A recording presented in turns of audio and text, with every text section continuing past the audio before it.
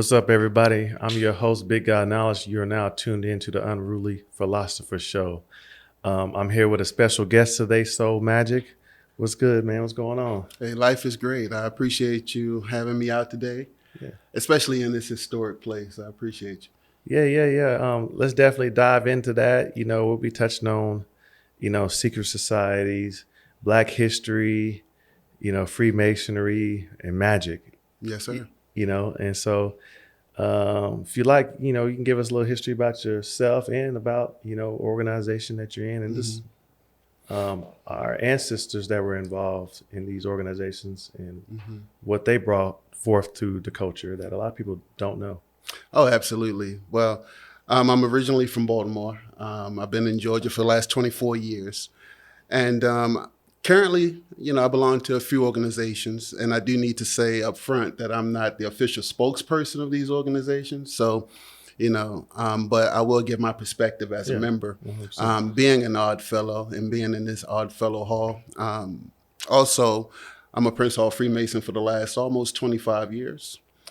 And I am a ceremonial magician. I hesitate because some people like to put them together like they're the same.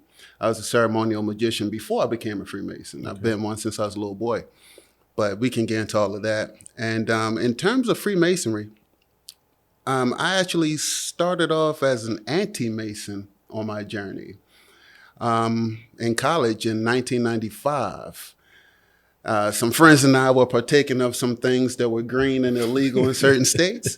And then one of my friends just blurted out, he said, something about the Masons own the World Bank or something of that nature, right?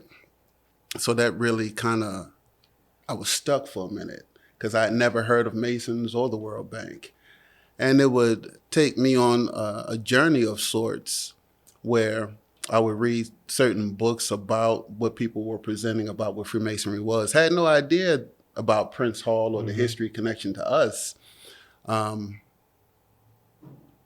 And then one day something clicked because as a kid, I grew up in a single parent home. My mother was doing her best, but I believe that a lot of my inspiration for manhood came from Black history. Every February, we did Black history in the school. So they would present to us all of these different people who did these great things to push our culture forward, And Prince Hall was on the list, but it didn't really go into detail about who he was. It just said he was a worshipful master of a Black Masonic lodge.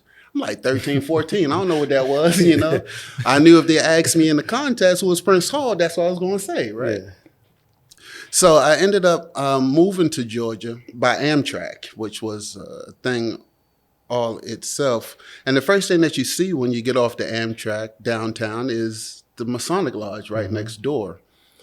And I almost went back to Baltimore because of that, because I was like, Masons down here, they running everything, paranoid. Yeah. And then I just started meeting people that seemed to be a lot different. And then they made the connection, like Martin Delaney, who's one of my favorite wartime Black history people. It's like, he was a Freemason. I was like, nah, no, he wasn't. Because I've read a lot of his stuff. Yeah. And it was nothing about no devil worshiping in it. That's how I was thinking at the time. And then they just put me on to a lot of people that, like I mentioned, pushed our culture forward under the time of separate but equal, Jim Crow. They were always at the forefront, just these names that I've been exposed to in middle school and high school. So I went to what kids today, they say the OG. So I went to my grandfather and I asked him, I said, do you know anything about Masons or anything like that? And there was this pause and this almost like twinkle in his eye. He said, boy, that's a beautiful thing. What you know about that? So now I'm really like... You've been waiting for that day. I know this guy my whole life. There's nothing devilish about this guy at all. He's a pillar of our community, everything.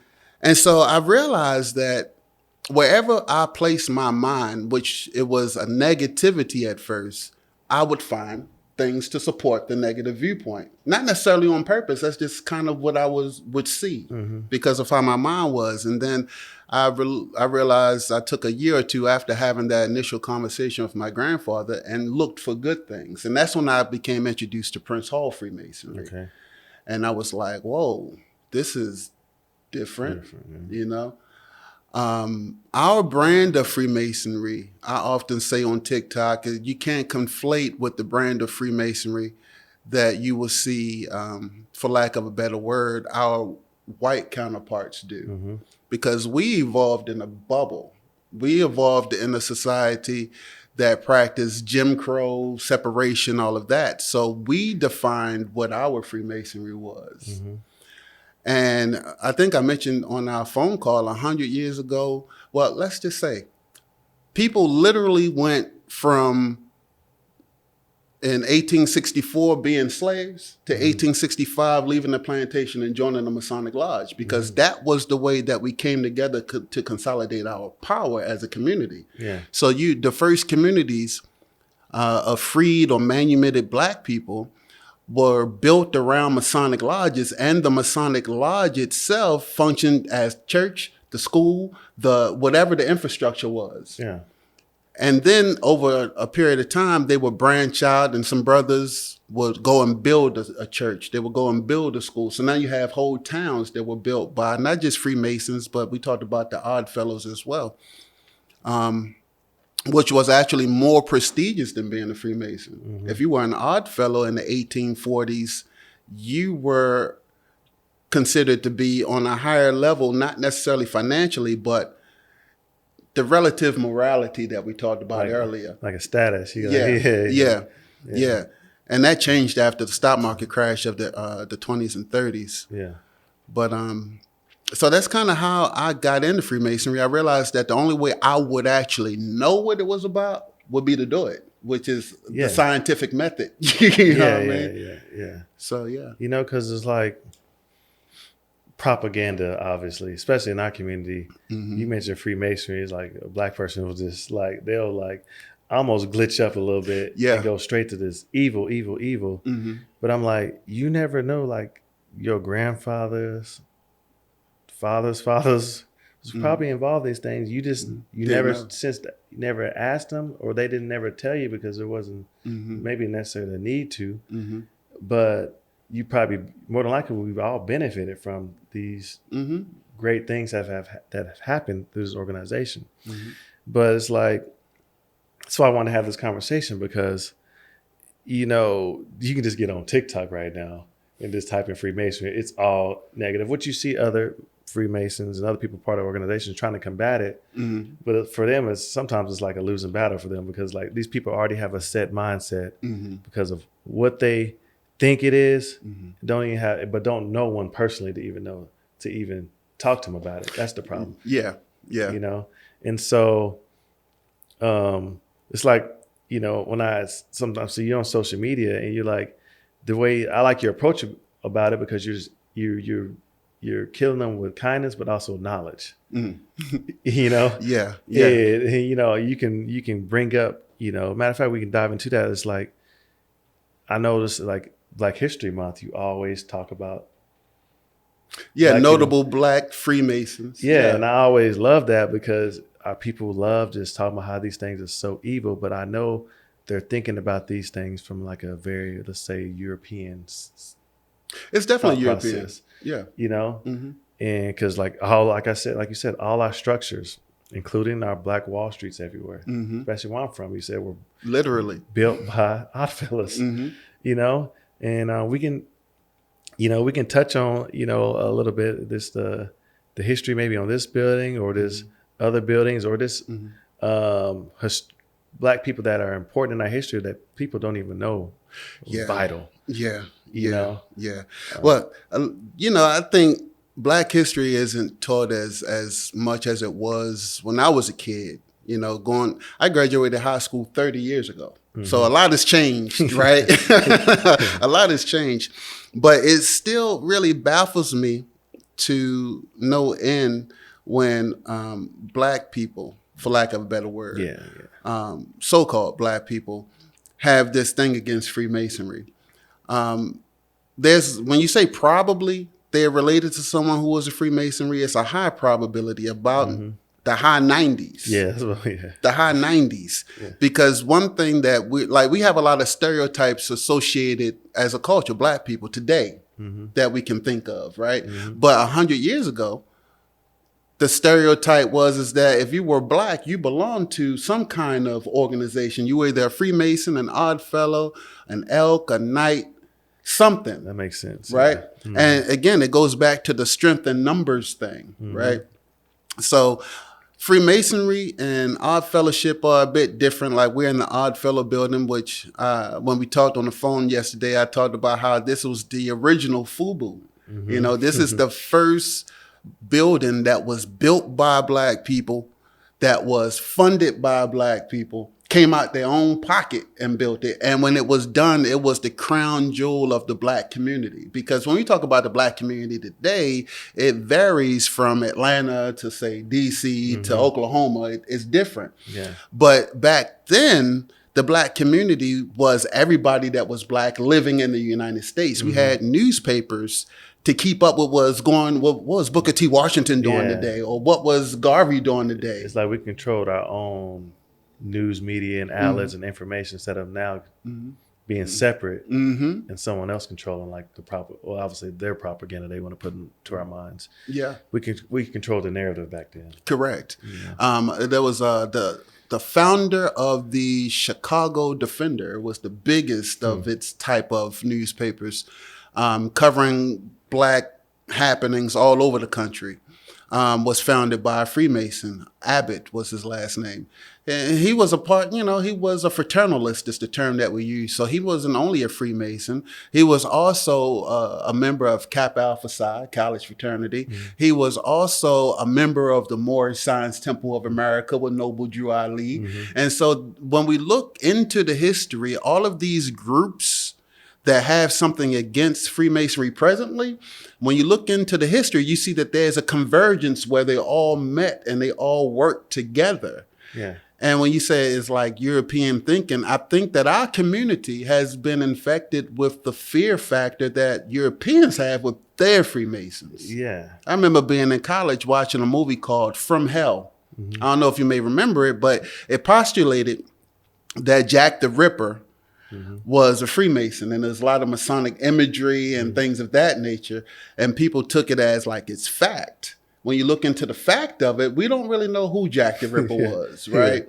But it made for good sensationalism, and it fed into the vein of anti-Masonry in general, which is over a 200-year practice here in the United States.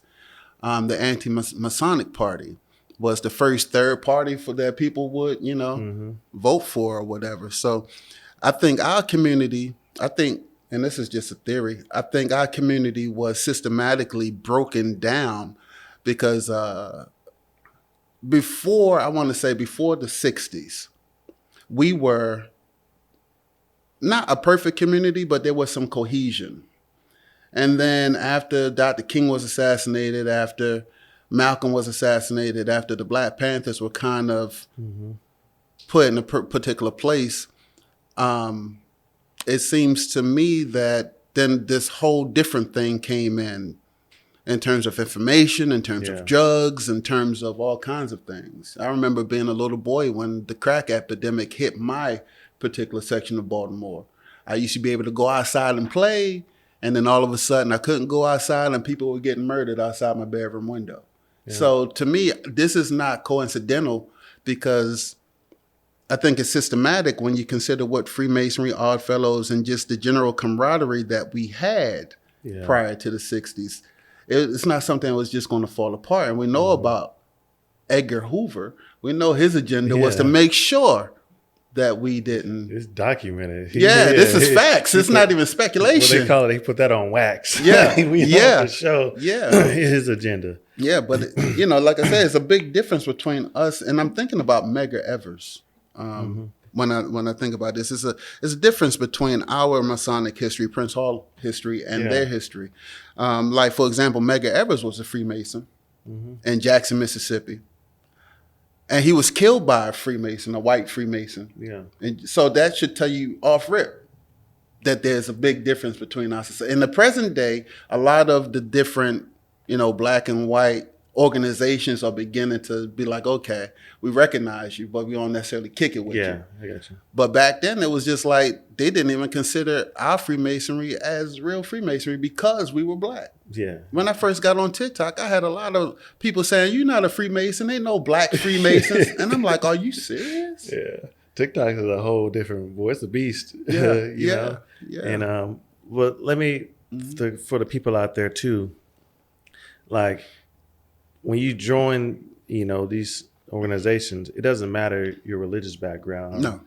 your profession, because the goal is to come to a common agreement, because it's about the community at the end of the day. People think it's about, this is society, the secret, whatever they want to make up about it, but it's really about, the community and, building better people. Correct. So I'm correct about that, You're right? correct. It doesn't matter your religious background, none of that, or who you worship as a god. Well, I guess, yeah, I guess that could vary, I guess. that could be problematic because ostensibly, let's put it like this. As long as you have a belief in God, Yeah. and as long as you believe in life after death, and some other things like you don't have no felonies or things that you're not a person that's a bad person in the community, you can join, right?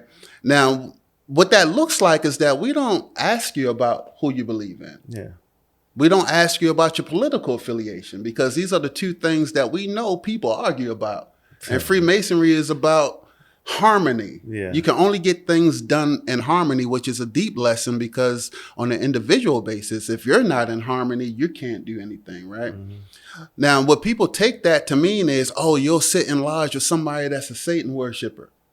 If he is a Satan worshiper, I don't know, because I didn't ask him what his religion was. Yeah. Right now we focus on this. Yeah, we trying to make sure these kids got backpacks going back to school. We trying to make sure that the teachers who have to come out of their pocket to buy supplies are taken care of. We feeding homeless people. We're not in there. People think we're worshiping people. No, we're not worshiping anything in there.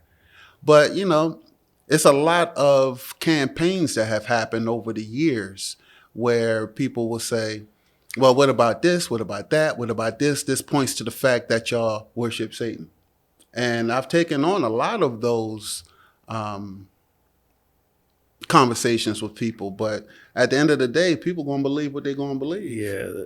Speaking of like Satan, because that comes from a religious standpoint, but, but we can dive into like the science of that, or even like, because I know when they saying Satan, they always going back to like the Baphomet. That's the sign. If the Freemasonry had a mascot, man, it'd be the Baphomet. Man, Baphomet is actually an interesting figure in history. The image that people associate with Baphomet, the goat head with the horns, with the right side up pentagram in the forehead and the light in the top of the head, and then you have a woman's breast, a male phallus in the shape of the caduceus of Mercury, and then a goat leg sitting on top of the world. Yeah. This was created by a guy named Eliphas Levi, who was a priest, a Catholic priest, created this, right? Yeah. So he ended up, I guess, I don't know if defrocked is the proper word, but he ended up getting kicked out of being a priest. And some other societies refer to him as like a Rosicrucian. And then you have to understand what the significance of the Rosicrucians was. During that time in the 1600s, they put out a series of pamphlets basically saying that the tyranny of the church is hereby put on notice. You know what I mean? You can't really be running around here like the Pharisees, Sadducees, and Sanhedrin telling people how they can come to God, right? Yeah. And out of this grew movements of like what we call the Enlightenment period or what have you, where people believed in more religious tolerance and freedom. But before I get too off track, Baphomet, again, created by Eliphas Levi, has been appropriated, I would say, by the Church of Satan, just like the five-pointed star has been appropriated by the Church of Satan. Even if you look at the statue that they have, I think they were setting it up in Oklahoma, if I'm not mistaken. Oh, boy, I had them folks out there wilding. Yeah. I'm in a Bible Belt, boy. Yeah. And now what the Church of Satan does is that they take these symbols and they put a slant on it. Because I noticed that they use an inverted pentagram. And I keep hitting on this because Eliphas Levi is the first documented person to say that if a pentagram is what we call today upside down is evil. You know what I mean? So then if people believe that and they take that, then they should also take what Levi says about the Baphomet and what it actually symbolizes. They don't want to do that, though. They don't want to do that because it matches too closely to their imagined or programmed belief of what Satan looks like. Yeah, yeah. My grandfather always told me that the devil come in all forms. Boy, I wake up praying, I go to sleep praying, because he can come as somebody you love. He can come as an event. He can come any kind of way. Yeah, because it's really just that other side of God. Yeah, yeah. It's like a polarity. Yeah. It's like, if you got God, well, it's like, higher your lower self. It's just, it can be anybody, like you said. It's just what energy you trying to resonate in. Because, in a sense, it's like sometimes you can be your own devil. Yeah. Yeah.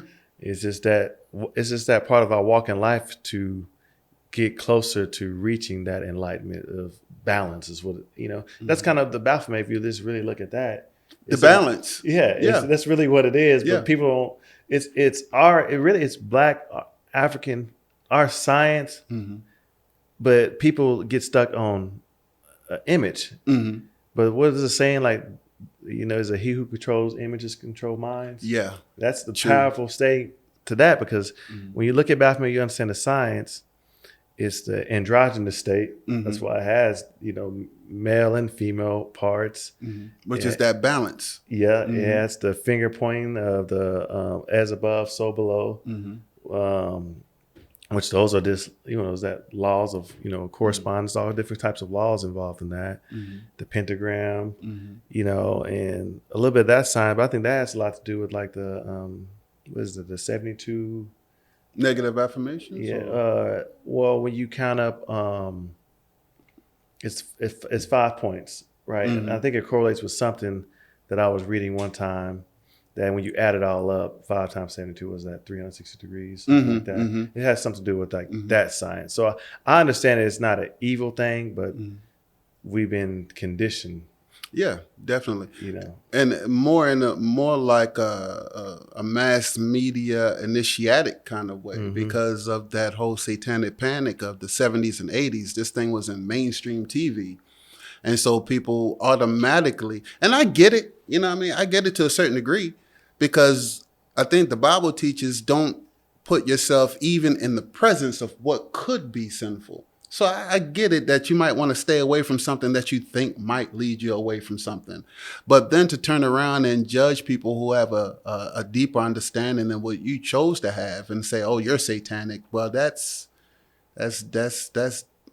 problematic for me, because my tendency, and almost 50 years old, my tendency is still almost confrontational, because I have an obligation to stand up for what the truth is, no matter what, And the truth of the matter is that what Baphomet, what some people say represents Muhammad, some people say represents Muhammad. Baphomet isn't a symbol of Freemasonry. Eliphas Levi was never a Freemason. Yeah. You know what I mean? So how these things got attached to us is by a guy named Leo Taxel.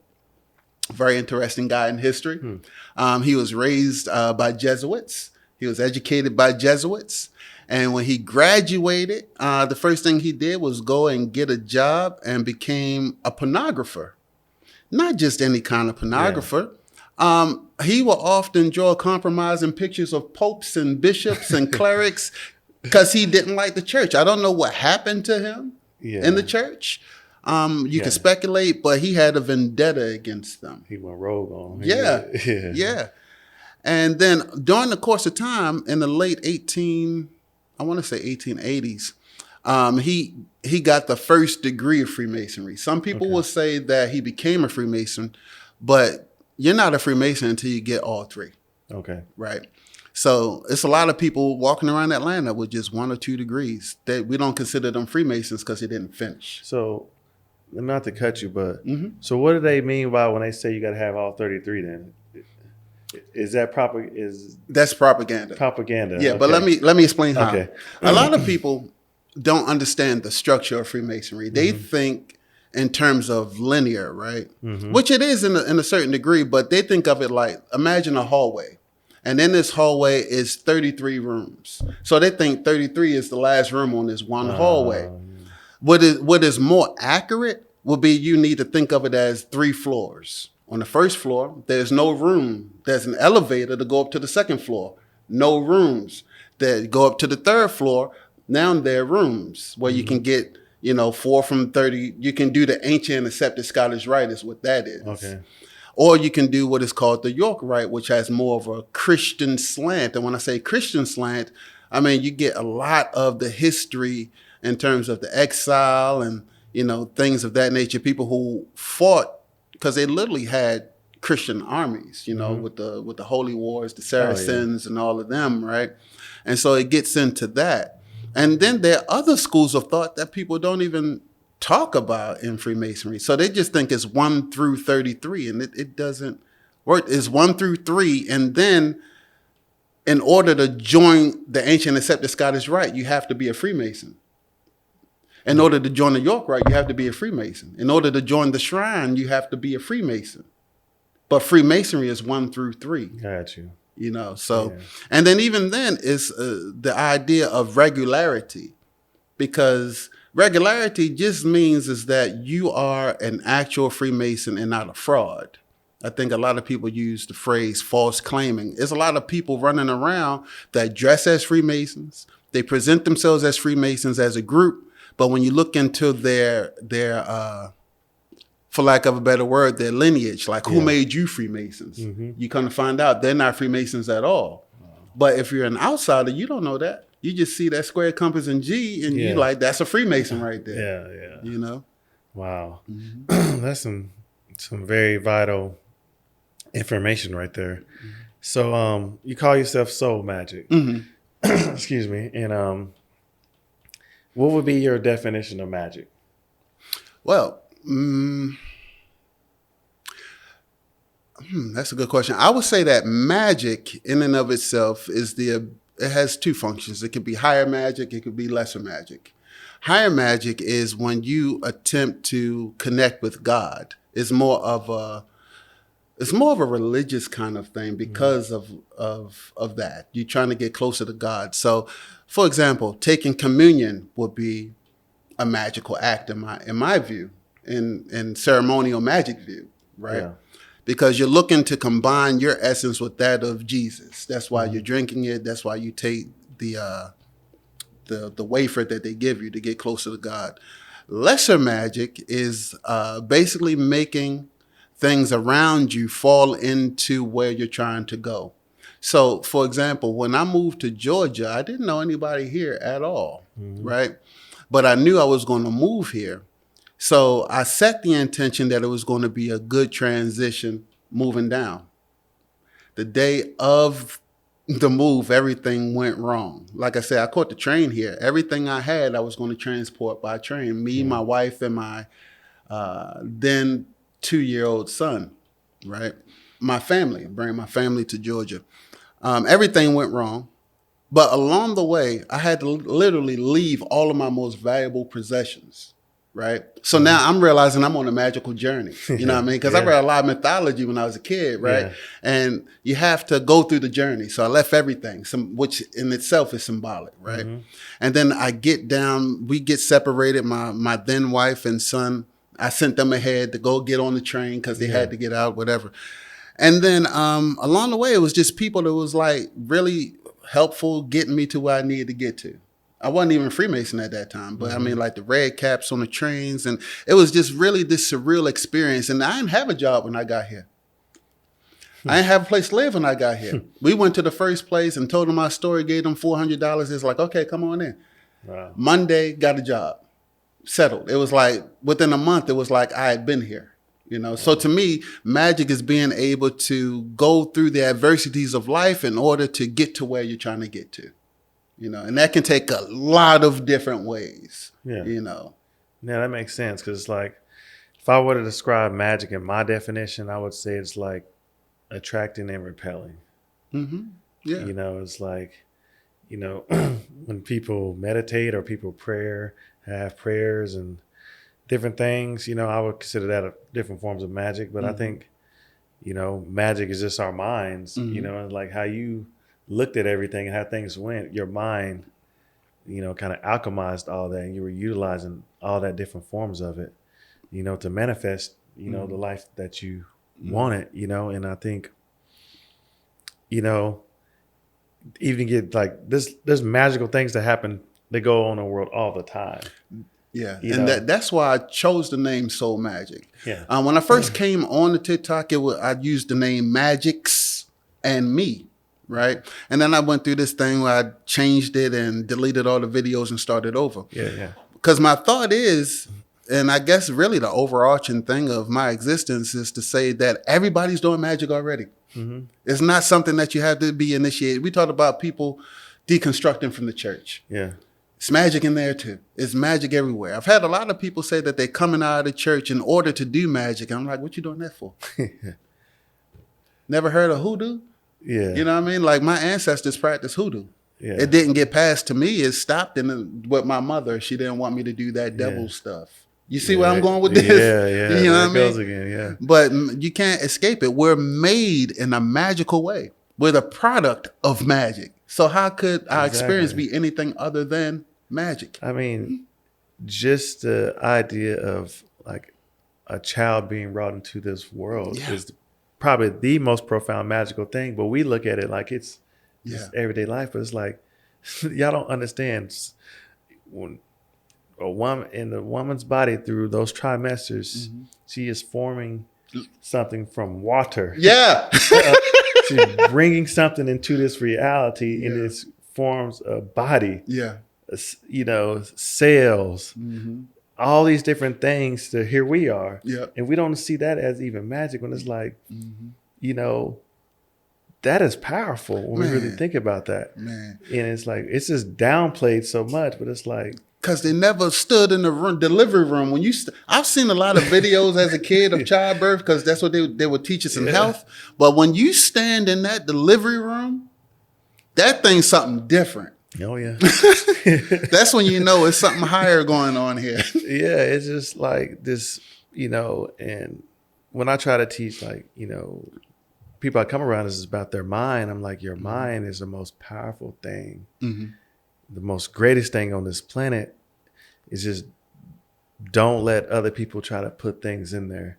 And just like, that's my saying. I always say, always read for information and don't just be looking for truth. Yeah. Because if you're just looking for truth, your own mind may convince you that this is truthful and it's not because of all the other things around you, maybe an organization that you're in, and you don't want to really question the reality that you built. But if I come to you with some new information, you'll just strike it down. But maybe I'm just trying to give you something that maybe you may not know right now, but it'll hit you later. Just like I always say, it's like, I learned this especially on social media, is I learned to just, I'm not talking directly to people. I'm talking to the light inside of them. Right. And it may not hit them right then, but something could happen in life. And they were like, damn, this man told me about this 10 years ago. It makes sense. I but sometimes it's, I realize people come into knowledge, people change when it's their time. And some, depending on what spectrum of change we look in, some may not ever do that. That may not be why they're here. I don't know. It's just a mystery and all that, to where I just know whatever I'm trying to do, whatever I'm trying to, accomplish in life, I know it starts here. Yeah. And then to align, to manifest that, I know my actions still got to follow that. That's right. That's right. So I think that's the part of the magic that I would consider and use, And that's magic in the sense of, when I went, the high school I went to the Baltimore Polytechnic Institute, and our motto was turning theory into practice. And I didn't know at the time, but now, it's really wild. When I look at the logo today, it's clear as day, a square and compass in there, right? So the idea of having something like you mentioned in your mind and then bringing it into 3D reality takes action. And, I grew up with, Riff and the mind is a terrible thing to waste and things of like that. So you don't really hear that a whole lot now. So the message that you're bringing is like almost like a resurgence of that. It literally all starts in how you look at it, how you think about it. Yeah, because your thoughts are what shape reality. Mm-hmm. You know, everything we see around here came from a mind. Yeah. Ideas. So Yeah. it's like when I look at life, everything we're experiencing is just literally an idea. We call a tree based off of somebody's idea. Mm-hmm. But Mm-hmm. in reality, is it really a tree? I don't know. There is no spoon. You know, it's like I can go all day and people will say, well, that's crazy. But it's like, I like to question these things. It's like, you know what I'm saying? And it's like, but also too, I think everything is, I would say, living in a sense. Mm-hmm. Yeah. The grass, the trees, even a rock. You may not think it's not living, but something formed together to make that. Correct. You know, water definitely, you know. And so my mind just goes out there. But I feel like these are things that shaped me since I was a kid. It's like I always looked at like the beauty in things, but I also understood the other side of that. Correct. What people tend to hide from. Yeah, that other side, the other side of them, you know. And it's like, I'm not naive in this world. I understand there's a force in there. But if you go into like Gnosticism and all those different types of things, it talks about like, you know, a creator. Yeah, the demiurge. The demiurge, the creator God. And it talks about how like matter is evil and like humanity in itself is evil. It's like, you know, if you ever listen to Bobby Hemmett. Oh, definitely. And he tells you. You know, we was listening to Bobby in the early 2000s. Yeah. Man, if I could have went back, if I could have lived during that time, well, I'd have loved it. Yeah. Because he said a saying one time, it just made me laugh, but I understood it. And I'm going to paraphrase it. He said, but every day you wake up, you should be mad as hell, pretty much, saying like, because you got to live in this physical form. And like, I think the science behind that, he was saying, the goal is to not get trapped in humanity. Correct. That you really transcend all of this. So I can have love for my people, but don't let that overcome. Correct. Because you'll get trapped here. Yeah. And and that may be, for listeners, that may be a little far out there, but we can go into some of that. But this is just science. That's like Gnosticism is like a Western view, right? Yeah. But this same idea is in the Eastern view. When you look at, for example, Vaishnavas, who are devotees of Krishna, the black one, right? And the idea of the whole chanting of the Hare Krishna mantra is to atone for past karma and to never take rebirth, to get free from here. You know what I mean? Tupac said the only thing that he feared more than death was reincarnation. And that song, Ballad of a Dead Soldier. Yeah. You know what I mean? So the idea of reincarnation or the idea of being trapped here, the demiurge is said to be, he tricked the actual God into taking form. So the form is supposed to be a prison. Yeah, in a sense, which, you know, I tend to look at it more metaphysically than actual. Yeah. That's how I kind of look at it too, because it's like, because some of it makes sense when you really think about this reality, and just like, if you think about like religion, and you start thinking about like the God of the Bibles and stuff like that. But I got a whole theory on that I could go on all day. I think a lot of the Bible and stuff, I think it's a blueprint of like what we would deem now of like white supremacy. I just think it's somebody's that put mythology over things that were going on in history, but not directly. Because I like history, but because like if you start studying history, but you start reading Bible and like some of these books, like the Book of Numbers, you start comparing that to things that were going on when Alexandria died, and they were counting all these militaries, and they were going back into Egypt. Well, because the Bible just took place really in one region. Yeah. You know what I'm saying? And so a lot of that, when I just look at the Bible and I look at it, it's like we're on a stage right now in a blueprint, a play is being played. And if we sometimes buy into it, I think sometimes it's able to manifest itself. Yeah.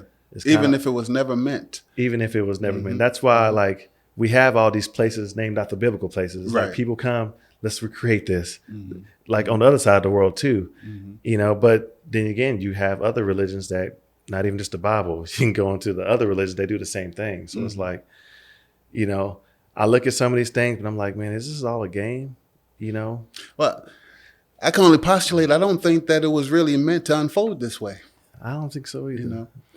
And I'm reminded of, and, you know, a lot of my base is the Bible because, of course, I grew up with it. You know, Yeah, it's an integral part, at least when I was growing up, of being black. yeah, You know what I mean? Period. And there is a reason why, you know, Jesus was talking to the masses and his disciples say, well, why are you talking to them like this? Why are you talking in parables? And he said clearly, it was given to you to know. yeah.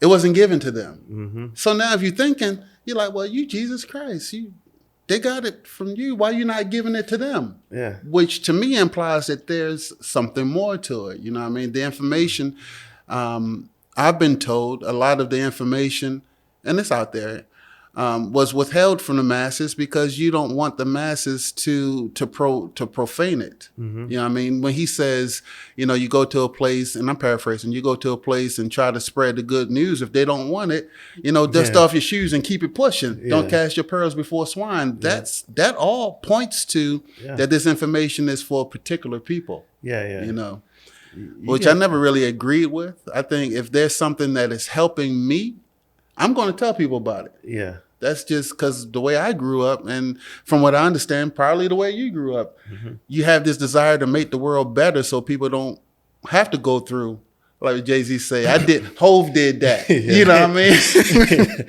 So you don't have to, you know? Yeah.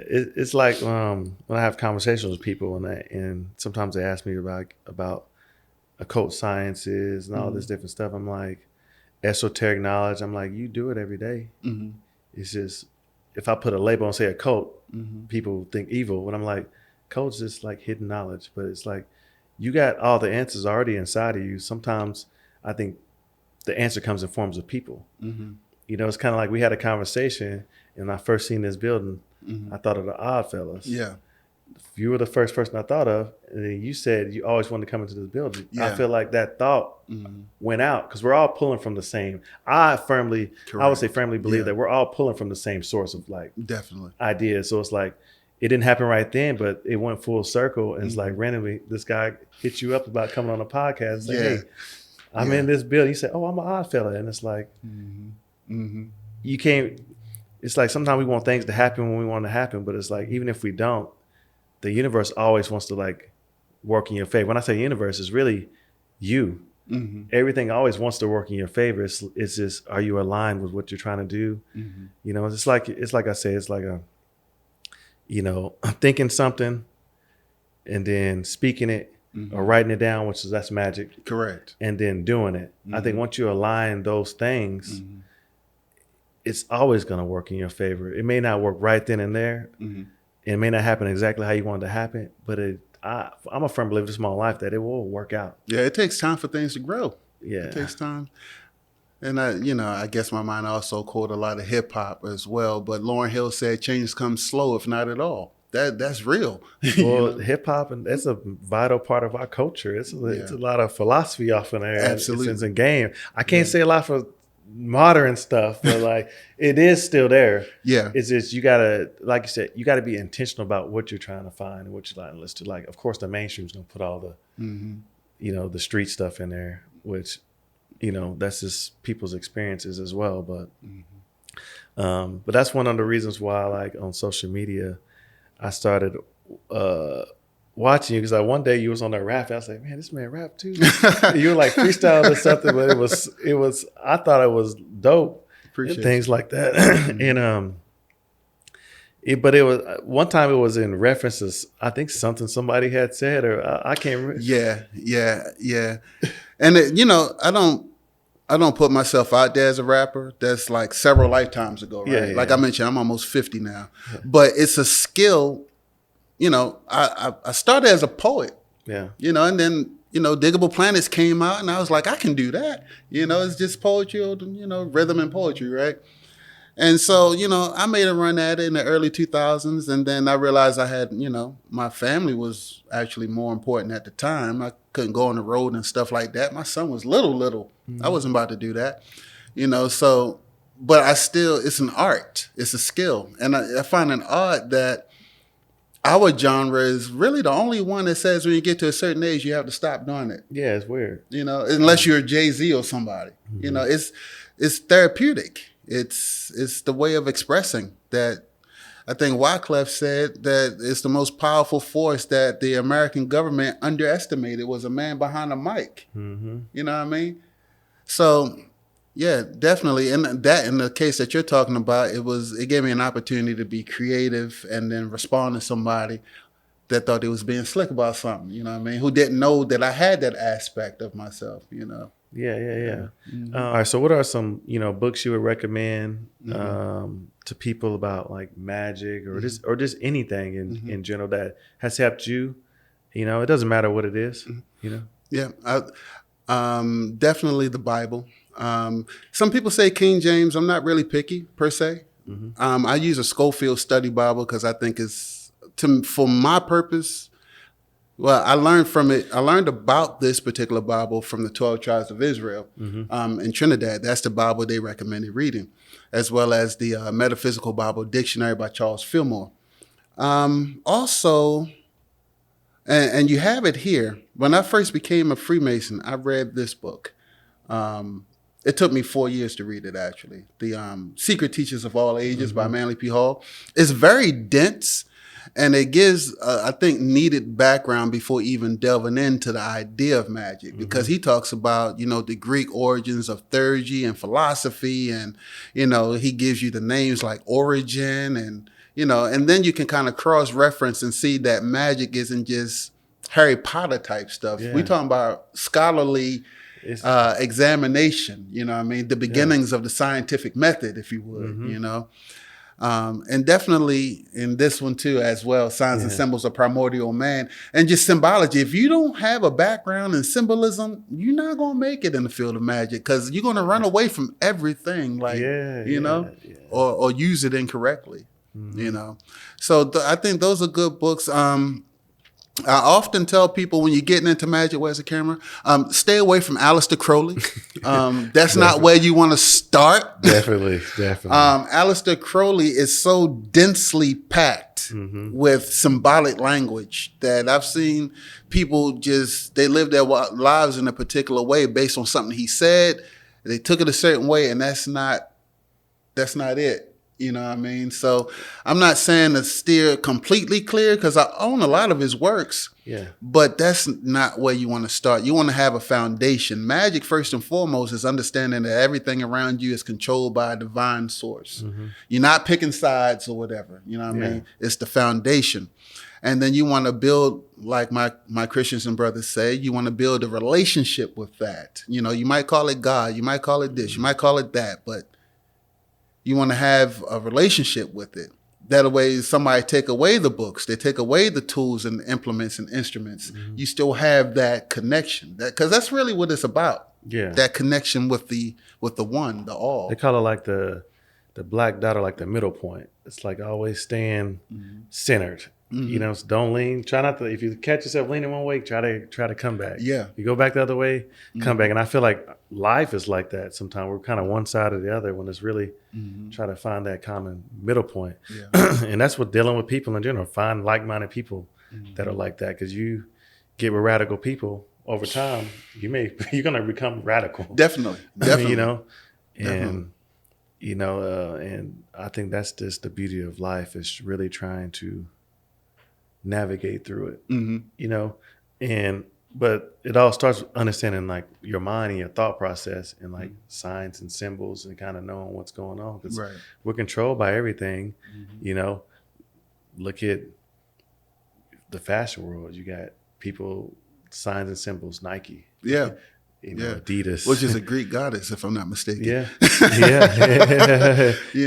Was a Versace, they use Medusa. Yeah. But you trace the history of Medusa, it comes back to us. It still comes back to us. Yeah. So, and that goes for all those things, But that's why I like the Manly P. Hall book, because when you understand that, all Greek philosophy is African philosophy. But the thing about it, what our people need to know, the Greeks told us where they got it from. They did. A lot of them got ostracized for it. Like they was like, no, we ain't telling our people that this came from them.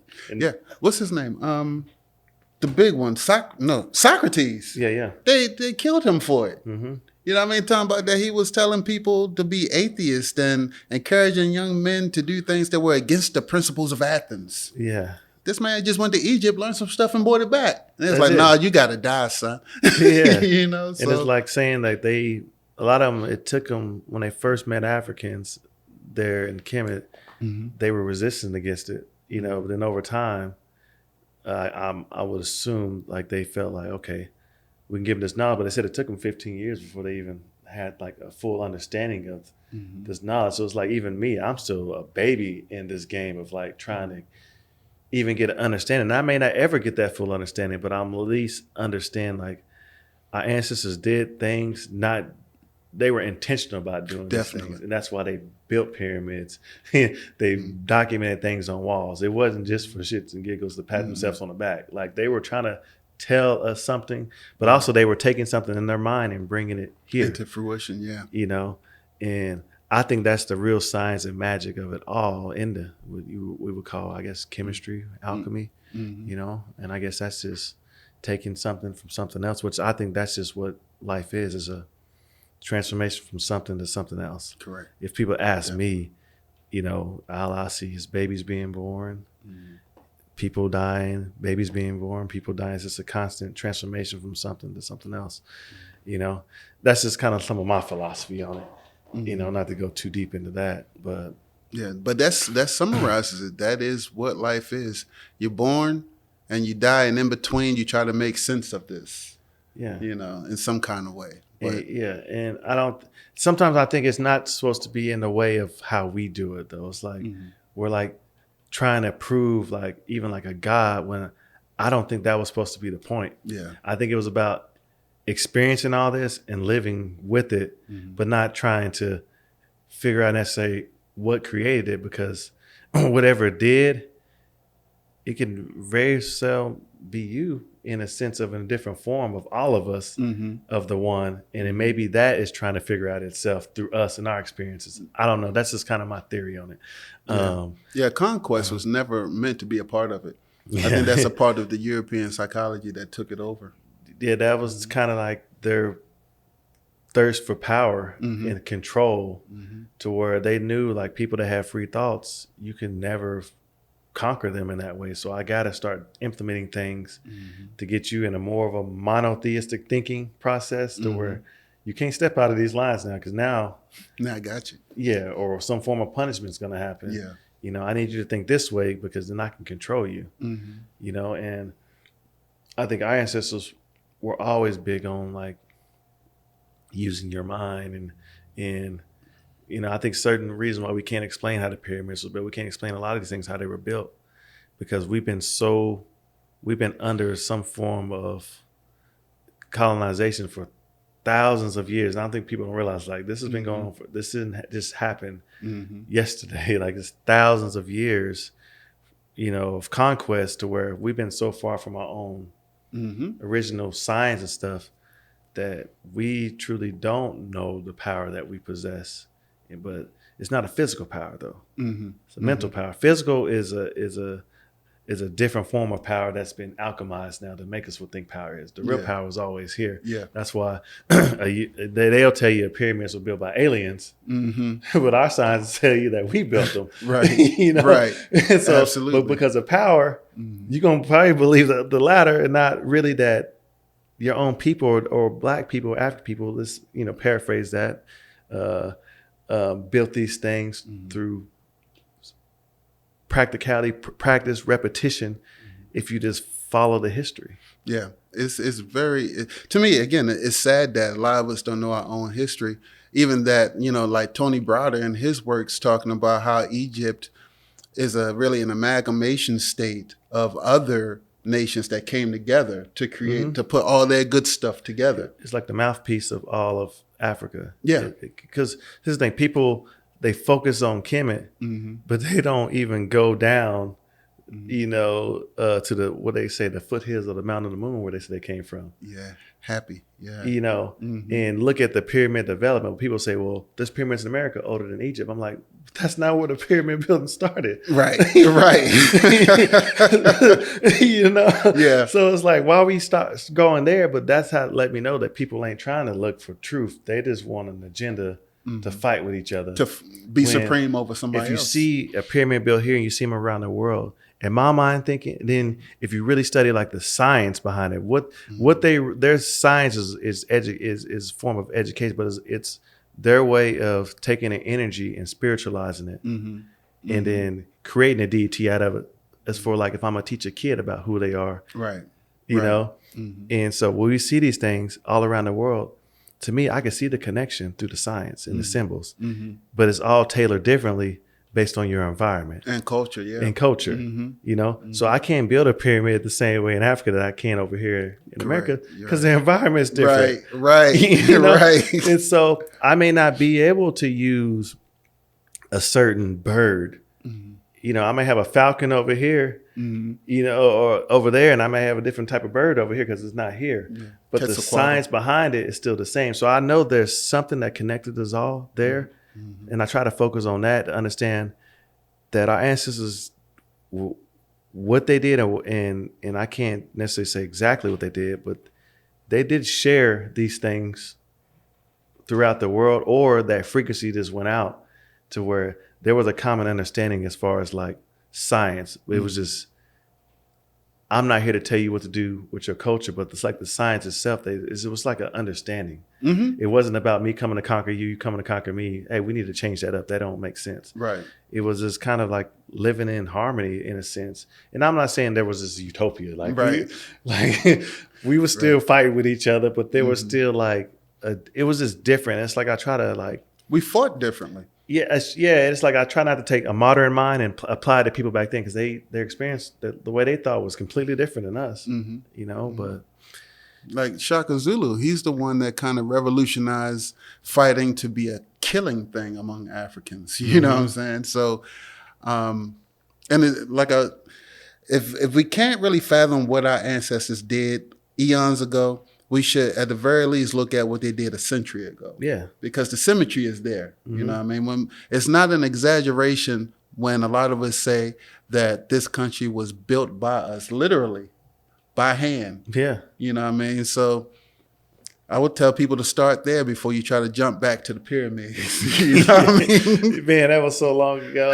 And it's like, I can see like how colonization, like I look at a European's modern day pyramid, what they try to replicate is a skyscraper. Yeah, it's like they never could get the science because that was never really their interest. Yeah. They wanted to just control it, keep it away from people. But nowadays in modern times, well, we got skyscrapers. Yeah. You know, but they fall down. And they couldn't, like some of them got into the schools, but when we understand that the schooling, typically, a child would be taken to an instructor at the age of 7 and would stay there 40 years and then come out and be, you know what I mean? I'm 48, so I will be 1 year out of school. Yeah. You know then they were allowed to actually go out and share it, this gospel. Yeah. Not like today in TikTok world. Oh, I'm going to go ahead on YouTube real quick. It's a battleground on there. So, in closing, if you had to give any advice to anybody out there about the power that they possess, you know, and how to maybe help them navigate through life, what would you, if you had to give them any advice, what would you tell them? Breathe. And, you know, it kind of sounds weird, but when you're off center, your breath changes. When you're upset, when you're frustrated, your breath changes. And just be aware of that and breathe deeply to be able to stay balanced. If you're a young man, I would say if you're into organizations, because a lot of our people are into street organizations, I would say redirect that energy from the streets, you know, the gangbanging or what have you, for lack of a better phrase, and join a constructive organization. It don't have to be Freemasons. It can be, you know, I don't know, Boy Scouts. It could be Knights of Pythias, but something constructive. And then, you know, take time out, exercise, have a good diet, but take time out during the course of your day or week to just reflect on the things you've been through, to unpack it. Because a lot of stuff we go through, especially the traumatic stuff, we just push through it. We don't really sit with it. And we should sit with these things in order to unpack it, to see how it's impacting us so that we can then really be, we can express the greatest part of us that we can, you know, really exercising our capacity, you know what I mean? And read, because it's not enough of it. It's not enough of it. it's okay to believe people, but verify everything. If you can't verify it, you can still honor it as another person's truth without it being war. Yeah, exactly. You know? Yeah. Well, I appreciate you coming on the platform today, sharing your wisdom. Definitely gonna have to have you come back for some more in-depth knowledge. And in closing, I always say, control your environment. Yes, sir. Don't let your environment control you. And kind of like stand on your square. Yes, sir. Yes, sir. Thanks You for know? having me out, sir. Yeah. I appreciate y'all for listening. Peace. Peace.